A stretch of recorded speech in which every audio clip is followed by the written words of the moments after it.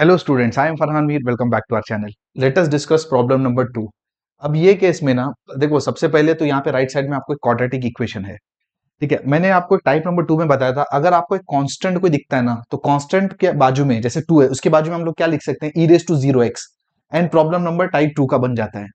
ठीक है, लेकिन आप समझो ना, ई रेस टू 0x भी 1 होता है, बट इसको हम एक्स रेस टू 0 भी तो लिख सकते हैं, है ना।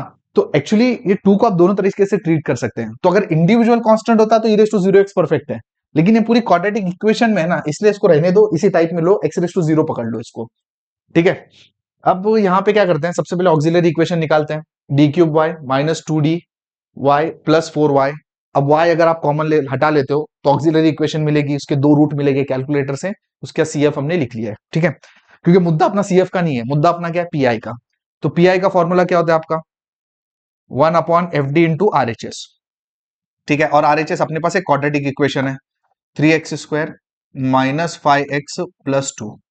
ठीक है, तो सबसे पहले काम कर लेते हैं, 1/FD लिखते हैं। एग्जैक्टली सेम प्रोसेस है जैसे हमने लास्ट प्रॉब्लम में डिस्कस किया था ना। अब यहाँ पे आप देखोगे आगे चल के कोई डिफरेंस नहीं, कुछ नहीं, सेम कहानी एग्जैक्ट। ठीक है, अब मुझे बताओ पहला स्टेप क्या होगा। पहला स्टेप क्या होता है इसमें कि डी का जो सबसे छोटा पावर है उसको सबसे पहले लिखते हो। अब डी का अगर आप पावर देखोगे तो यहाँ पे डी का 3 है, यहाँ पे डी का 2 है, और यहाँ पे डी रेस टू 0 है, इसलिए सबसे पहले 4 आएगा। बाकी टर्म आपके एज इट इज आएंगे।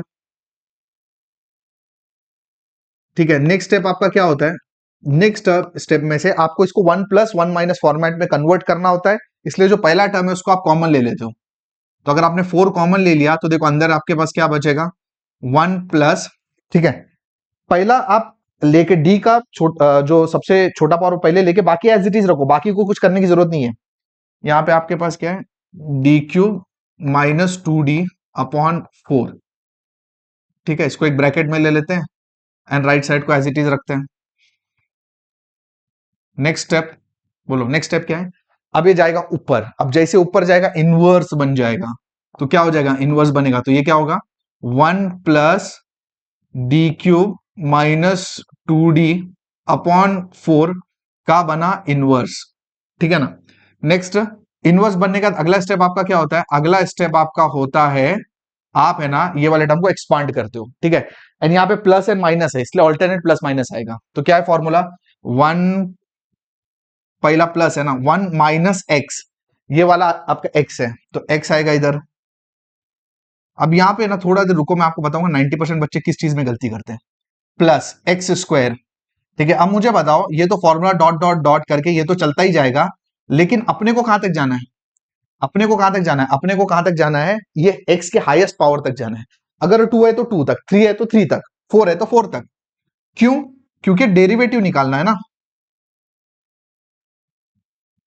ठीक है, अब नेक्स्ट क्या करना है आपको, देखो अभी नेक्स्ट आप इसको ओपन द ब्रैकेट्स करो, पहले इसको थोड़ा सिंप्लीफाई कर लेते हैं, ओपन द ब्रैकेट में सिंप्लीफाई कर लेते हैं। देखो 1/4, 1 माइनस, ठीक है, इसको हम लोग ऐसा लिख सकते हैं, 1/4 डी क्यूब माइनस 2d। ठीक है, प्लस 1/16। ठीक है, ये 4 है, बाहर आ जाएगा, स्क्वायर करके 16, ये a माइनस बी दो whole square, a square minus 2ab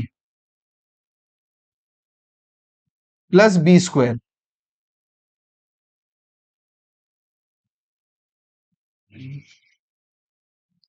ठीक है, देखो अभी आपके पास क्या करना है मालूम है, अब आपको ब्रैकेट को ओपन करना है, लेकिन एक काम है, तो चलो फर्दर सिंप्लीफाई करते हैं। देखो अब एक दिमाग वाली बात है, मतलब समझ जाओ तो एकदम एक दो कॉम्प्लिकेटेड स्टेप हटा दोगे। कॉम्प्लिकेटेड नहीं, लंबे स्टेप। कैसे, कितने डेरिवेटिव 3x स्क्वायर के निकल सकते हैं, मैक्सिमम 2, है ना, क्योंकि उसके बाद का डेरिवेटिव तो 0 होना है। पहला डेरिवेटिव आएगा 6x, फिर आएगा 6, और तीसरा डेरिवेटिव 0, मतलब बेसिकली डी स्क्वायर तक ही लेना है ना, डी क्यूब तो वैसे 0 होना है। तो हम लोग क्या करते हैं, उसको सिंप्लीफाई करके ना सिर्फ ऐसे टर्म लेते हैं ना जिसमें आपके पास सिर्फ डी स्क्वायर है, मैक्सिमम डी स्क्वायर है। तो देखो ये टर्म लेने की जरूरत ही नहीं, क्योंकि D cube of this term will be, derivative will be 0, तो लेने की जरूरत ही नहीं है। आप क्या लोगे, सिर्फ -2d ले लो। ठीक है, काम आसान हो जाएगा इससे आपका लाइफ। ठीक है, अब यहाँ देखो, ये लेने की जरूरत नहीं, d⁻⁶, ये d4 भी लेने की जरूरत नहीं, सिर्फ क्या लेने की जरूरत है, ये वाला बराबर, ये आएगा आपका 4d स्क्वायर, एंड यहां पे आ जाएगा 3x square minus 5x plus 2।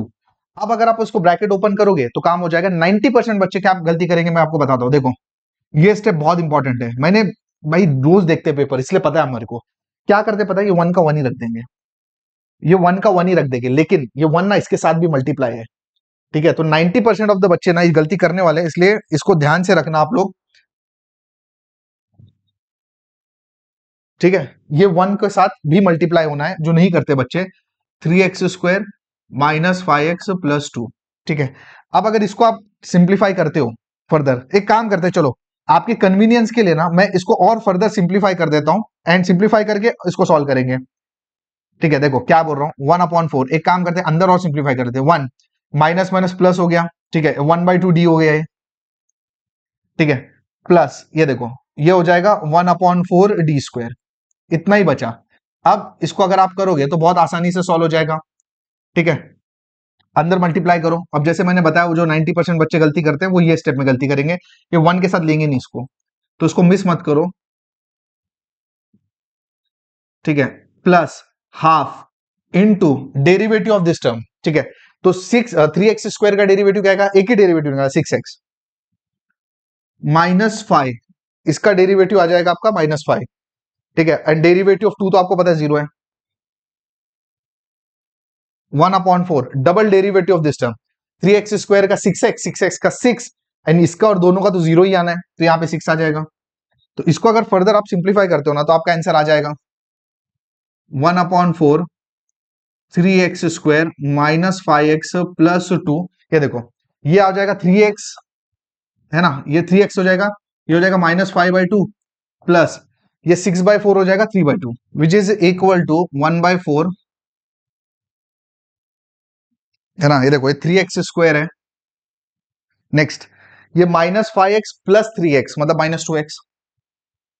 ठीक है ना, +2, ये देखो -5/2 प्लस 3/2 कितना होता है, -1, ऑलमोस्ट डन।